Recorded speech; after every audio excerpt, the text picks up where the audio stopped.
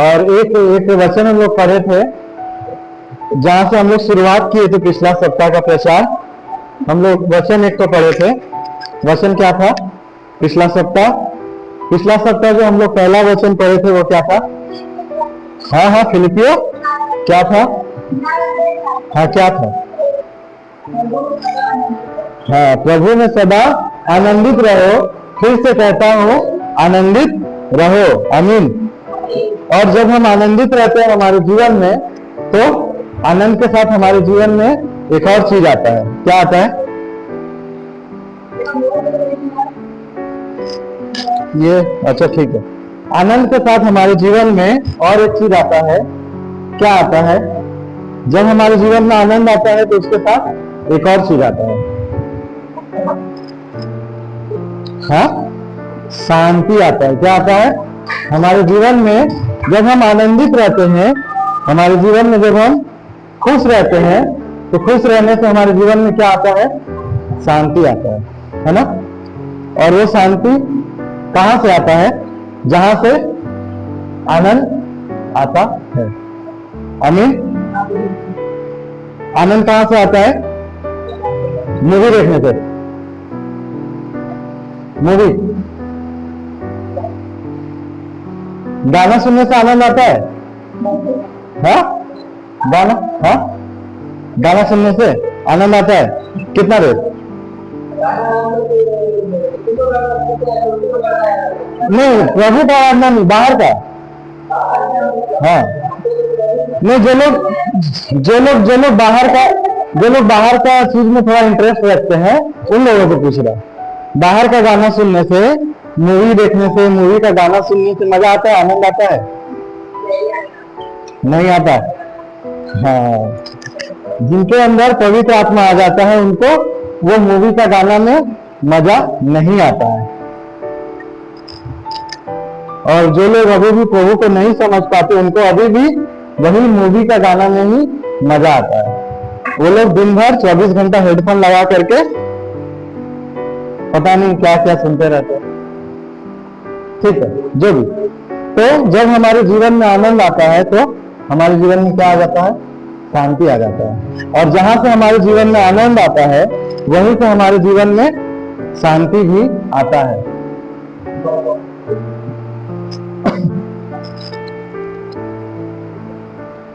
Hallelujah. आप लोग मेरे साथ है? ठीक है। बहुत लोग बोलते हैं शांति के लिए, मतलब अपना दिमाग को शांत करने के लिए बहुत लोग क्या करते हैं कि हम लोग सुने होंगे, आप लोग भी कहीं सुने होंगे, बहुत लोग क्या करते हैं कि वो लोग मेडिटेशन करते हैं, है ना? ध्यान लगाते हैं। सुने आप लोग इस बारे में कभी किसी से कि वो लोग क्या करते हैं? मेडिटेशन करते हैं। बोलते हैं कि कहीं पहाड़ पे चले जाओ, या कोई सुनसान जगह पे जंगल में चले जाओ, और वहां जाकर के आंख बंद करके, या घर में कमरा बंद करके आंख बंद करके मेडिटेशन करने से हमारा दिमाग शांत होता है, हमारा दिमाग रिलैक्स होता है। होता भी है, ऐसा बात नहीं है कि नहीं होता है, होता है। लेकिन ये हर एक चीज क्या है?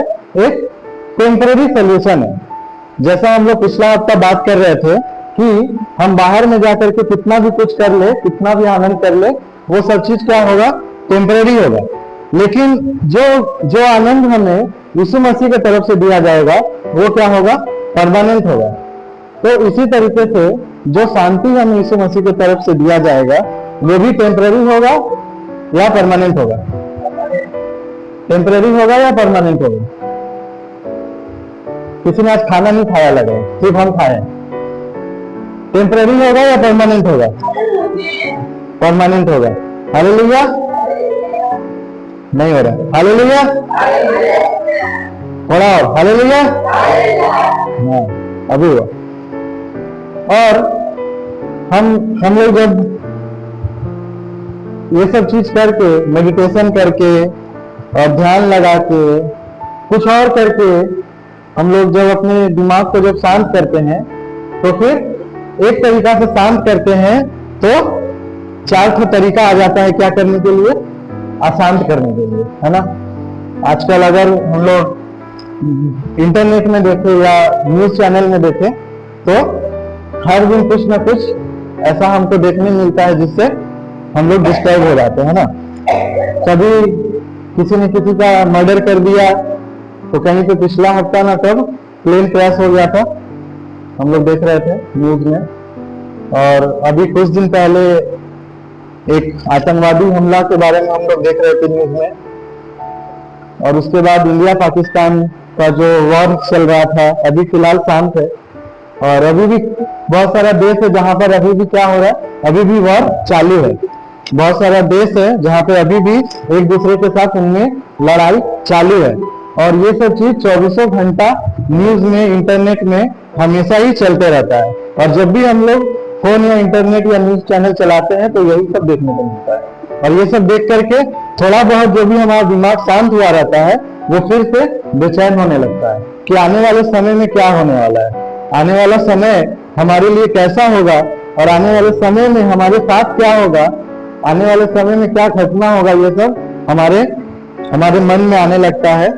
और हम लोग थोड़ा सा, हम लोगों को दिमाग जो है अशांत हो जाता है। और जब हमारा दिमाग अशांत होता है तो इससे क्या होता है, इससे दो तरह का चीज होता है।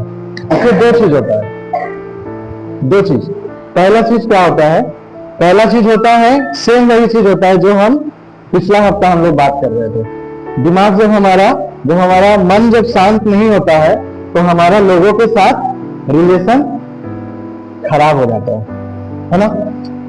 पिछला सप्ताह हम जैसे बोल रहे थे, जब हमारा मन उदास होता है तो हम कभी कभी बेवजह भी किसी को कुछ बोल देते हैं, जो हमको नहीं बोलना चाहिए था वो भी हम लोग बोल जाते हैं। ठीक उसी तरह जब हमारा दिमाग अशांत होता है, जब हमारे अंदर शांति नहीं होता, जब हम परेशान रहते हैं, तो सेम यही चीज होता है। और इससे एक और चीज भी होता है, बहुत ज्यादा अशांत रहने से या बहुत ज्यादा परेशान रहने से क्या होता है, हमारा शरीर में बहुत तरह का बीमारी भी आने लगता है। आता है ना,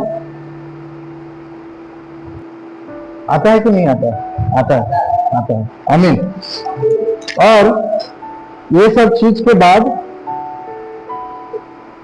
ये सब चिंता और ये सब फिक्र हमारे जीवन में जो रहता है, जो चीज लेकर के हम लोग हमेशा चिंतित रहते हैं कि आने वाले समय में क्या होगा,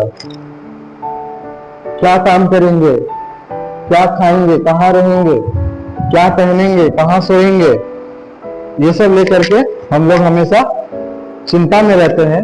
और जब हम लोग हमेशा चिंता में रहते हैं तो उससे हमारा मेंटल हेल्थ भी खराब होता है, और मेंटल के साथ फिजिकल हेल्थ भी खराब होता है। फिजिकल भी, हमारा जो शरीर है उस पर भी इस चीज का असर पड़ता है ना। लेकिन इस चीज से बचने के लिए हम लोग एक चीज कर सकते हैं। ये जो अशांति है, जो हमारा हृदय जो अशांत हो रहा है, उसके लिए हम लोग एक काम कर सकते हैं। वो काम हम लोग क्या कर सकते हैं, अगर कोई बोलना चाहे?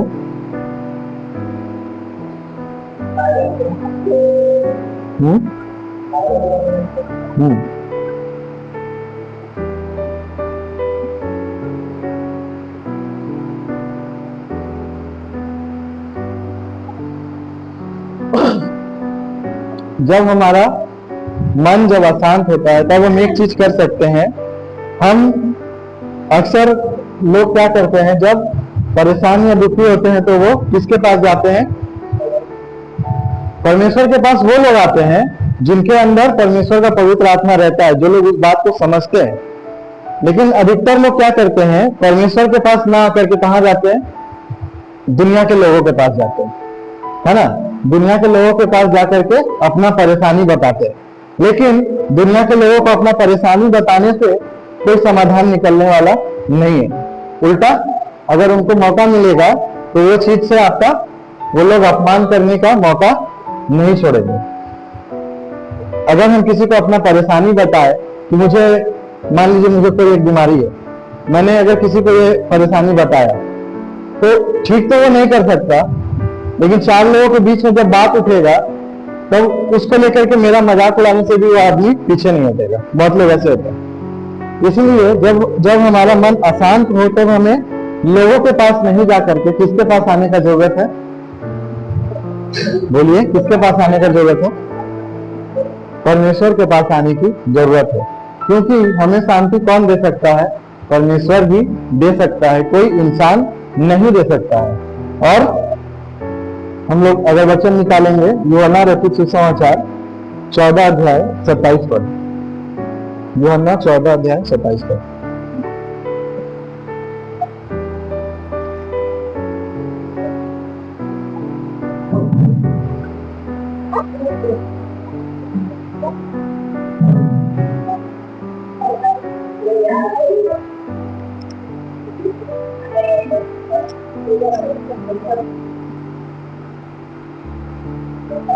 मिला?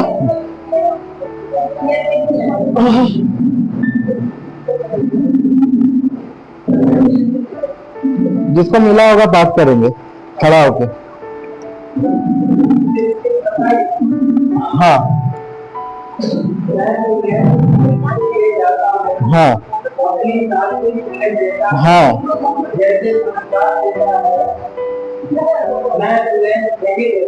हाँ हाँ, ना डरे। आमीन।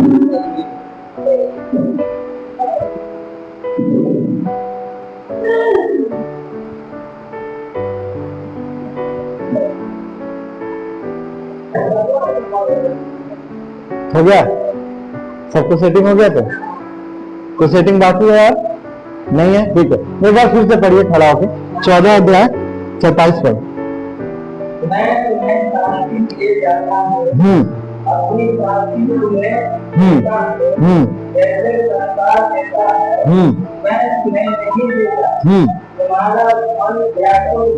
न हो और न डरे। आमीन। सभी ने वचन सुना? ठीक है।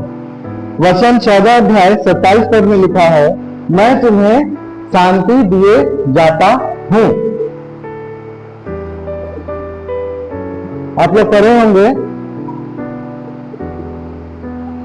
जब यीशु मसीह का जब गुड फ्राइडे के बाद जब उनका पुनरुत्थान हुआ था, और पुनरुत्थान के समय चेले जो थे उस समय वो लोग एक कमरा बंद करके बैठे हुए थे। वो लोग डरे हुए थे कि हमारा गुरु अब नहीं रहा तो हम लोग कैसे करेंगे, है ना। और वहां उनके बीच यीशु मसीह आता है और आकर के उनसे कुछ कहता है। अगर किसी को याद है तो एक बार बोलिए।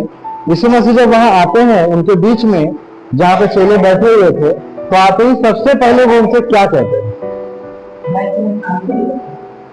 आमीन। जय माता ताली। यीशु मसीह वहां पर आए और उन्हें आकर के चेलों से कहा सबसे पहले कि तुम्हें क्या मिले? तुम्हें शांति मिले, है ना। तुम्हें क्या मिले? तुम्हें शांति मिले। आते ही ये नहीं बोला कि तुम्हें पैसा मिले। आमीन। ये बात हम बहुत बार बोल चुके हैं, ये बात हम अक्सर बोलते हैं। यीशु मसीह जब चेलों के बीच सबसे पहले आए थे पुनरुत्थान के बाद, उनके बीच में जब वो डरे हुए थे, तो आकर के उनसे कहा कि तुम्हें शांति मिले। उनसे नहीं कहा कि तुम्हें क्या मिले? तुम्हें पैसा मिले, नहीं। आकर के ऐसा नहीं कहा कि तुम्हें बहुत बड़ा बिल्डिंग मिले, नहीं। यीशु मसीह ने कहा कि तुम्हें क्या मिले? शांति मिले। अगर हमारे अंदर शांति रहेगा तो अगर मेरे पास थोड़ा भी है, हम थोड़ा में भी खुश रहेंगे। हमको बहुत ज्यादा का जरूरत नहीं है। और वो शांति हमें कौन दे सकता है? वो शांति हमें सिर्फ और सिर्फ यीशु मसीह दे सकता है, क्योंकि 14 अध्याय और 27 पद में लिखा है, मैं तुम्हें शांति दिए जाता हूं। और आगे लिखा है, अपनी शांति तुम्हें देता हूं, जैसा संसार देता है मैं तुम्हें नहीं देता। जैसा संसार देता है मैं तुम्हें नहीं देता। संसार कैसा शांति देता है? संसार सिर्फ और सिर्फ आपके मुंह पर शांति देता है। जब आप अपना परेशानी किसी को बताएंगे, वो सिर्फ और सिर्फ आपके मुंह पर आपके लिए अच्छा बात बोलेगा। यह हकीकत है। सिर्फ और सिर्फ आपके मुंह पर अच्छा बात बोलेगा कि हाँ ठीक है, मैं समझ रहा हूं, सब ठीक हो जाएगा, वगैरह वगैरह वगैरह। लेकिन जैसे ही आप उसके सामने से हट जाएंगे, तब वो उसका जितना सारा अच्छा अच्छा बात था वो सारा बात खत्म हो जाएगा। ये हुआ संसार का शांति। संसार से आपको जो शांति मिलेगा, अगर जैसा पिछला हफ्ता हम लोग बात कर रहे थे, मूवी देख के 2 घंटा का आनंद मिलेगा, 2 घंटा शांति मिलेगा, 2 घंटा बाद फिर वही टेंशन शुरू। मूवी देख के निकले, वापस वही टेंशन शुरू। गाना सुने 5 मिनट, 5 मिनट के लिए शांति मिला, 5 मिनट के लिए अच्छा लगा, 5 मिनट बाद फिर वही शुरू। जो लोग थोड़ा वो वाला थोड़ा करते हैं, वो लोग एक तो रात को मार लिए, एक रात के लिए शांति मिला और सुबह उठे तो फिर वही चिंता शुरू। हकीकत है यही होता है ना। वो सिर्फ थोड़ी देर के लिए होता है। ये होता है संसार का दिया हुआ शांति, है ना। लेकिन यीशु मसीह का दिया हुआ शांति क्या होता है, वो परमानेंट होता है और वो संसार से अलग होता है। और यीशु मसीह ने कहा है उसके बाद के पद में, तुम्हारा मन न घबराए और न डरे। यीशु मसीह ने कहा कि डरो मत। एक पद और पढ़िए, यूहन्ना 16 अध्याय 33 पद। यूहन्ना 16 अध्याय 33 पद।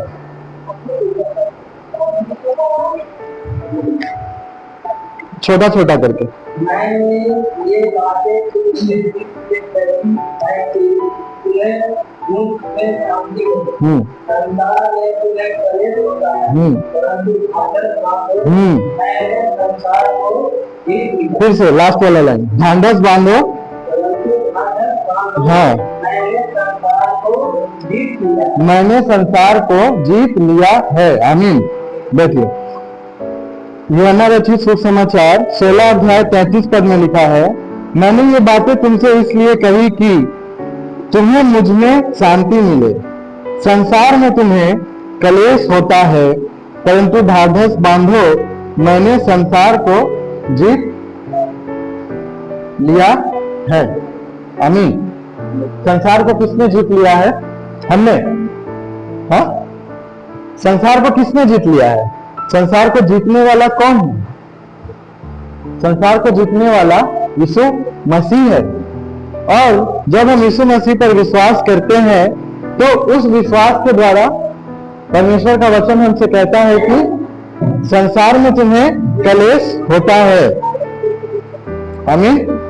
अगर हम संसार में हैं तो हमें कलेश मतलब हमारे जीवन में परेशानी रहेगा। हमारे जीवन में कुछ ना कुछ असुविधा कभी ना कभी आएगा। ऐसा नहीं है कि कभी कोई परेशानी नहीं आएगा, लेकिन जब भी हमारे जीवन में परेशानी आएगा तो उस परेशानी से लड़ने के लिए हमें साहस मिलता है इस वचन से। 16 अध्याय 33 पद 16 अध्याय 33 पद में कहता है, इस प्रकार लिखा है 16 अध्याय 33 पद में लास्ट की तरफ, संसार में तुम्हें क्लेश होता है, परंतु ढाढ़स बांधो, मैंने संसार को जीत लिया है। आमीन। हमें हर एक समय परमेश्वर पर विश्वास रखने का जरूरत है। क्या करने का जरूरत है? हमें हर एक समय परमेश्वर पर विश्वास रखने की जरूरत है। हम लोग अगर एक पद और पढ़े, यूहन्ना 14 अध्याय 1 पद 14:1, यूहन्ना 14:1, यूहन्ना 14:1, तुम्हारा मन व्याकुल न हो, परमेश्वर पर विश्वास रखो और मुझ पर भी विश्वास रखो। आमीन। वचन साफ साफ कहता है, यीशु मसीह साफ साफ कहते हैं कि किस पर विश्वास रखो? मुझ पर विश्वास रखो। हमारे जीवन में अगर कोई भी प्रॉब्लम आ रहा है, कुछ भी हम परेशानी में पड़ रहे हैं, तो हमें किस पर विश्वास रखना पड़ेगा? यीशु मसीह पर विश्वास रखना पड़ेगा। हो सकता है कि हमारा वो प्रॉब्लम का सॉल्यूशन जो है वो नीचे का इंसान ही करके देगा, नीचे का कोई इंसान ही करके देगा, लेकिन वो नीचे का इंसान के ऊपर कौन आता है? उस नीचे के इंसान के ऊपर कौन आता है? परमेश्वर आता है। तो हमें विश्वास किसके ऊपर रखना है? नीचे के इंसान पे या ऊपर के परमेश्वर पे? ऊपर के परमेश्वर पे हमें विश्वास रखना है, और उस विश्वास के द्वारा ही नीचे का इंसान जो है ऑटोमेटिकली हमारे जो प्रॉब्लम है उसका सॉल्यूशन हमें करके देगा। आमीन। हम लोग अगर छोटा करके हम लोग एग्जाम्पल देखते हैं, दो हम लोग उदाहरण देखने का हम लोग कोशिश करेंगे कि परमेश्वर पर विश्वास रखने के द्वारा सब कुछ संभव है। लूका रचित सुसमाचार 8 अध्याय 25 पर, लूका 8 अध्याय 25।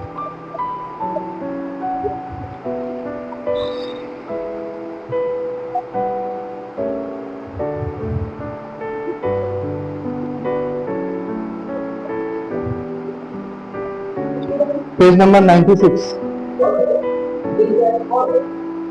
जिसको मिला है पढ़िए जल्दी, समय कम है।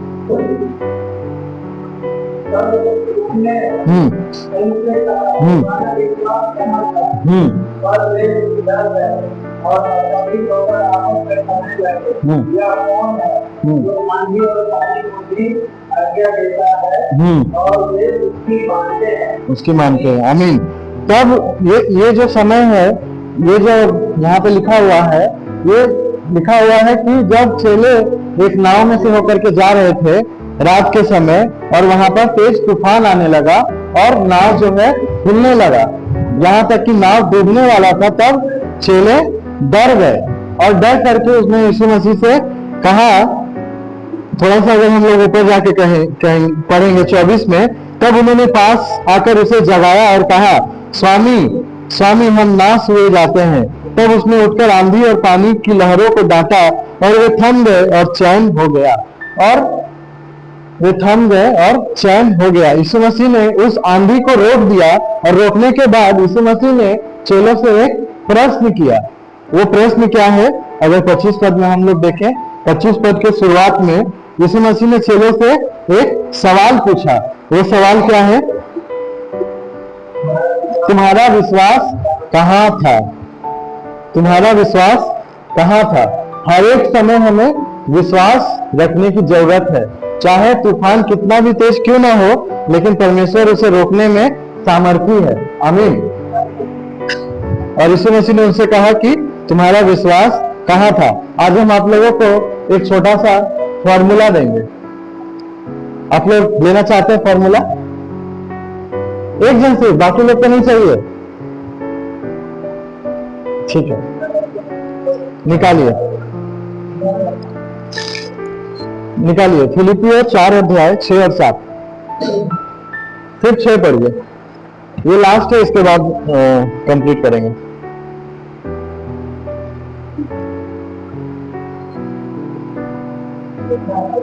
फिलिपियों 4 अध्याय 6। फिलिपियों 4:6।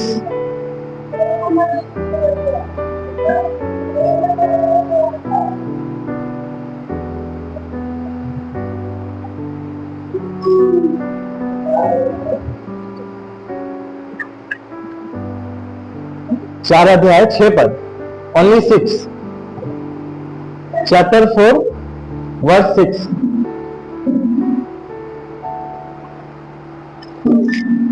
पढ़िए, छोटा छोटा करके पढ़िए, पढ़िए पढ़िए पढ़िए।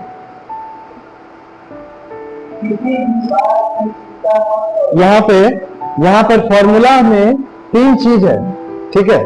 फॉर्मूला में 3 चीज है।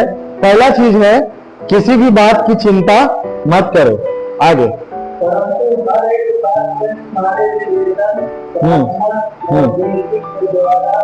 बस बस बस बस बस। परंतु हर एक बात में तुम्हारे निवेदन, प्रार्थना और विनती। पहला फॉर्मूला है कि चिंता मत करो। दूसरा फॉर्मूला है, मतलब फॉर्मूला का दूसरा पार्ट है, हर एक बात में क्या करना होगा? निवेदन, प्रार्थना, विनती करना। किससे? इंसान से नहीं, परमेश्वर से। ठीक है, आगे धन्यवाद के साथ हाँ किए जाए। आमीन। ये है तीसरा पार्ट, ये है तीसरा। एक फॉर्मूला के अंदर ये 3 पार्ट है। देखिए, एक फॉर्मूला के अंदर क्या है? ये 3 चीज है, जिससे हम अपने जीवन में किसी भी तरह का परेशानी से हम लोग क्या कर सकते हैं? निकल सकते हैं। फॉर्मूला क्या है? पहला पार्ट है, किसी भी बात की चिंता मत करो। दूसरा है, हर एक बात में निवेदन, प्रार्थना और विनती करो। और उसके बाद है, धन्यवाद के साथ परमेश्वर के सम्मुख उपस्थित होना। आमीन। क्या आप लोग समझ पाए इस चीज को? क्या आप लोग समझ पाए इस चीज को जो मैं बोलना चाह रहा हूँ? क्या आप लोग समझ पा रहे हैं? नहीं समझ पा रहे तो एक बार फिर बता रहे हैं। फिलिपियों 4 अध्याय 6 पद में लिखा है, किसी भी बात की चिंता मत करो, परंतु हर एक बात में तुम्हारे निवेदन, प्रार्थना और विनती के द्वारा धन्यवाद के साथ परमेश्वर के सम्मुख उपस्थित किए जाए। इसी में इस एक वर्ष के अंदर, सिर्फ इस एक पद के अंदर, फिलिपियों 4 अध्याय 6 पद, सिर्फ इस 6 पद के अंदर ये एक बड़ा सा फॉर्मूला है जिसका 3 पार्ट है। पहला पार्ट है कि चिंता मत करो।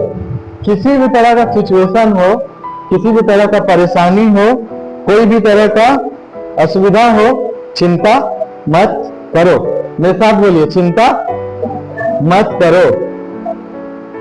नींद आ रहा है किसी को? ठीक है।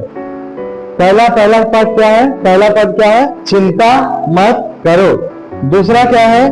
दूसरा निवेदन, प्रार्थना और विनती, मतलब प्रार्थना करो। जो भी चिंता है उसको लेकर के क्या करें? प्रार्थना करें। और तीसरा पार्ट क्या है?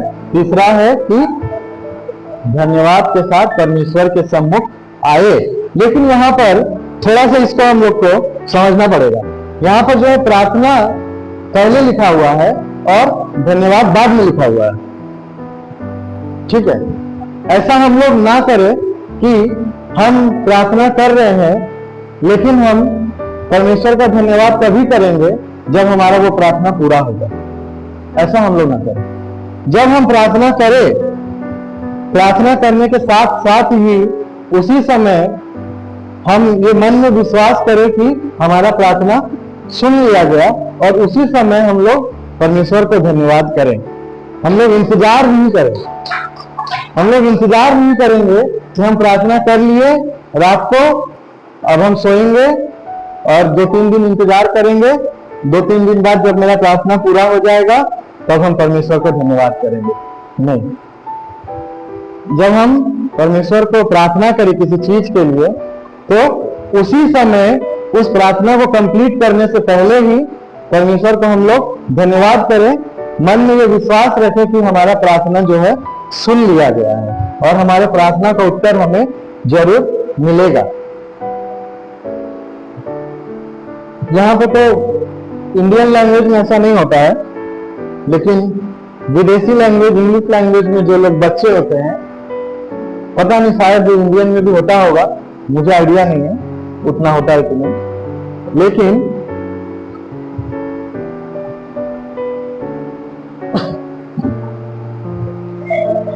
इंग्लिश कल्चर में बच्चे जो होते हैं उनको पहले से ये सिखाया जाता है कि जब भी वो अपने मम्मी पापा से कुछ भी मांगते हैं ना, कुछ भी मांगते हैं जब वो, तब वो मांगने के साथ साथ ही जब वो लोग पूछ रहे होते हैं तो उसके साथ साथ ही उसमें लास्ट में एक चीज जोड़ देते हैं। क्या जोड़ देते हैं? Thank you. कुछ भी मांगते हैं, मिले चाहे ना मिले, मिलेगा कि नहीं मिलेगा पता नहीं, लेकिन बोलने के साथ साथ ही वो लोग उसमें थैंक यू ऐड कर देते हैं। उन लोगों को इतना गारंटी रहता है कि मैंने बोला है तो मिल जाएगा, मिलेगा तब थैंक यू बोलेंगे, नहीं मिलने से पहले थैंक यू बोल दिए। हम लोग को भी ऐसा ही बनना पड़ेगा। मिलने से पहले हम लोगों को क्या करना पड़ेगा? थैंक यू बोल देना पड़ेगा। और जब हम पहले से विश्वास करेंगे कि मैंने जो परेशानी को लेकर के प्रार्थना किया है वो प्रार्थना मेरा जरूर पूरा होगा, और परमेश्वर को हम धन्यवाद करेंगे, तो वो प्रार्थना परमेश्वर हमारी जरूर सुनेंगे। क्योंकि वचन कहता है कि मैं क्या देखता हूं? मैं क्या देखता हूं? मैं तुम्हारा कपड़ा देखता हूं? नहीं। मैं तुम्हारा घर देखता हूं? नहीं। तो क्या देखता हूं? हाँ, मैं तुम्हारा हृदय जांचता हूं, है ना? वचन है ना, मैं हृदय को जांचने वाला परमेश्वर हूं। परमेश्वर आपके और हमारे हृदय को जांचता है, और जैसा हमारा विश्वास है उस विश्वास के अनुसार ही हमें प्रतिफल भी मिलता है। आमीन। लेकिन वचन ये भी कहता है कि आमीन, वचन ये भी कहता है कि कर्म बिना कर्म बिना विश्वास अधूरा नहीं, मरा हुआ है, खत्म, अधूरा नहीं। अधूरा होने से मतलब कुछ है, अधूरा है मतलब कुछ है, लेकिन मरा हुआ है मतलब कुछ नहीं है। वचन कहता है कि कर्म बिना विश्वास मरा हुआ है। और इतना सब कुछ होने के बाद हमारे पास क्या है? एक विश्राम स्थल है, हमारा एक विश्राम स्थल है। हम लोग कहीं भी जाते हैं अगर क्या बोलते हैं उसको, रेलवे स्टेशन या एयरपोर्ट होता है कि यार नहीं, पता नहीं, हम कभी गए नहीं, ये होता है ना, क्या बोलते हैं उसको, रेस्ट रूम। रेस्ट रूम के बारे में सुने कोई कभी? रेस्ट रूम रहता है, मतलब पैसेंजर जो लोग आए हुए हैं, उनका ट्रेन या फ्लाइट अगर लेट है तो वेटिंग रूम, रेस्ट रूम ऐसा वो होता है जहां पे वो लोग जाकर के थोड़ा देर रेस्ट कर सकते हैं, इंतजार कर सकते हैं, है ना। तो हमारा भी एक क्या है? हमारा एक रेस्ट रूम है, हमारा एक रेस्ट रूम है, हमारा एक विश्राम घर है। और हमारा विश्राम घर पता है क्या है? हमारा विश्राम घर, हमारा रेस्ट रूम, हमारा नहीं, हमारा विश्राम घर, हमारा जहां हमें विश्राम मिलता है वो हमारा, हाँ, जहां हमें आराम मिलता है, जहां हमें विश्राम मिलता है वो हमारा प्रभु है। हमें वचन कहता है, हे जोत से दबे और थके हुए लोगों, मेरे पास और मैं तुम्हें विश्राम दूंगा। हमारा रेस्ट रूम कौन है? हमारा रेस्ट रूम परमेश्वर है। अगर किसी भी तरह की परेशानी में है, थके हुए हैं, परेशान है, किसके पास आना है? यीशु मसीह के पास। एक आखिरी पद हम लोग पढ़े, यशायाह 30 अध्याय 15 पद।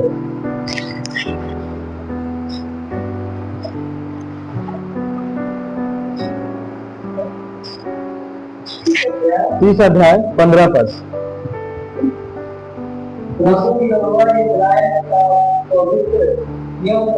प्रभु यहोवा इज़राइल का पवित्र यो कहता है, लौट आने और शांत रहने में तुम्हारा उद्धार है, शांत रहने और भरोसा रखने में तुम्हारी दृढ़ता है। आमीन। परंतु तुमने ऐसा नहीं किया। आमीन। परमेश्वर कहता है कि लौट आने में और शांत रहने में तुम्हारा उद्धार है ना। हमें क्या करना पड़ेगा? हमें लौट करके आना पड़ेगा, है ना। बहुत बार ऐसा हो सकता है कि अलग अलग तरह का चिंता में पड़ करके हम लोग परमेश्वर से थोड़ा हमारा क्या होता है, दूरी बन जाता है ना। अभी हम सुन रहे थे, आप बोल रहे थे ना कुछ, अभी आप गवाही के समय कुछ बोल रहे थे कि क्या होता था, काम नहीं कर पाते थे और काम नहीं कर पाते थे, हाँ, साथ नहीं देता, पत्नी का इसका भी साथ नहीं दे रहा, मेरा मन बहुत दो दिन आगे का बात और काम भी कम हो रहा है, लोग भी है, टेंशन में गाना मन में है और गाना हम इतना जोर करके मशीन भी चला रहे हैं, गाना भी गा रहे हैं जोर गाना गाते गाते शरीर इतना मैंने रोक कर दिया और जो माल मैंने मेरा नहीं कर रहा था वो भी